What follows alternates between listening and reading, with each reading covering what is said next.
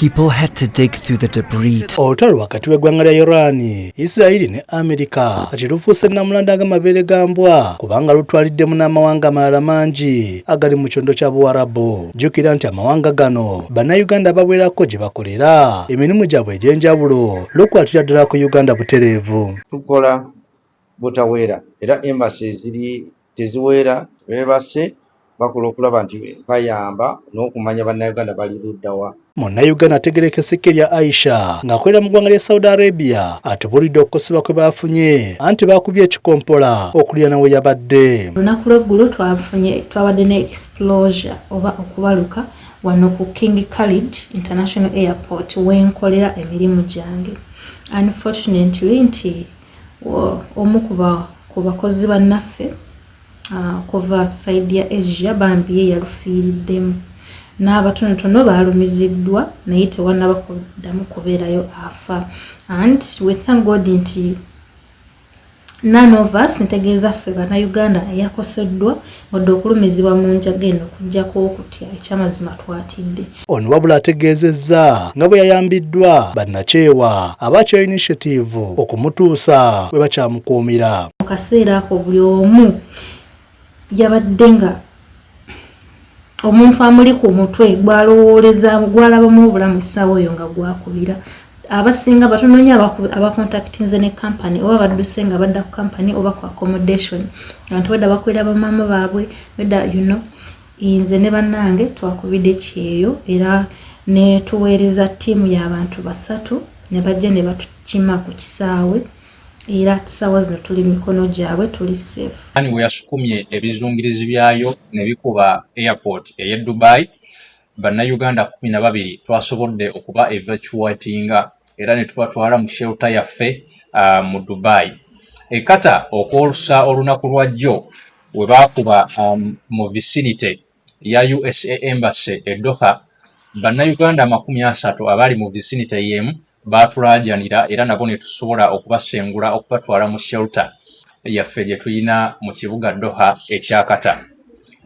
Ku ssaazi neeno okuviira ddala olunaku olwajjo tukyagenda mu maaso okwongera okudocumentinga abo bannayuganda abali mu ago amawanga agali affected so that tubawa obuyambi obugwanidde awamu n'okubafunira ebyokulya ebyokunywa n'obuyambi obulala obwa bulijjo obwa buli kanaku nga tulimu obwo obuufu.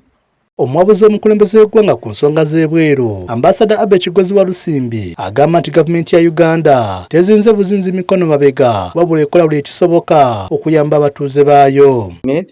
Twatandise ne Iran tulinayo abasinga bonna bayizi abasoma bali mu universities ez'enjawulo naye nga ku bo basukka mu 40 bakomawo oba bamaze dda okuva mwani mu nsi gye babaddemu mu Iran. Abalala 50 nga nabo bagenda kukola ki oba nabo nga bakomezebwawo oba bagenda mu nsi eziri okumpi awo.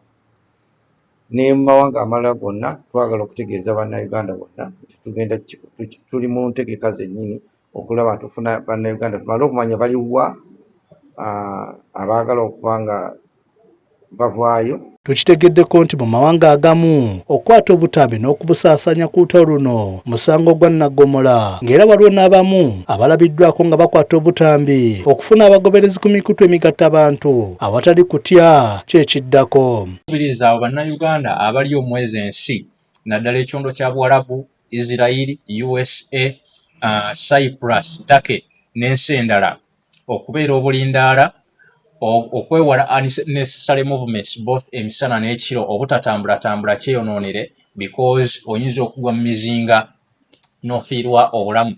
Ekirala okureportinga mangu eri embassy zaffe eza Uganda mwezi ensi.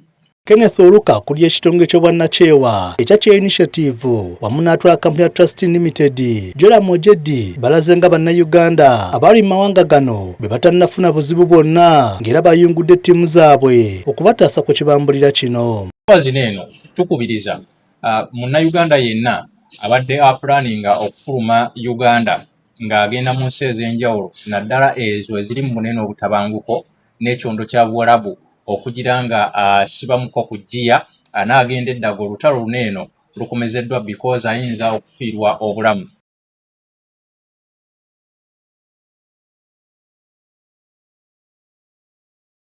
Mu ngeri y'emujolamu agamba nti balemereddwa okutwala badde balina okugenda mu mawanga gano okukola ku Lwomukaaga wamu ne Sande, kyokka nategeeza nga bategeezeddwa kampuni z'ennyonyi nti bakuweebwa ennaku endala okusobola okutwala abaana bano, naye nga mpawo nnusu n'emu egenda kuddibwamu kusasulibwa. Tekinnamanyika ddi olutalo luno lwe lugenda kukomekerezebwa wakati nga amawanga gombiriri gakyeraga amaanyi nti buli omu asobola. Mukibi Jamiru Kyabasinga ne Haruna Luwangula, Fabadde kwa Delta TV Amasukkulumu.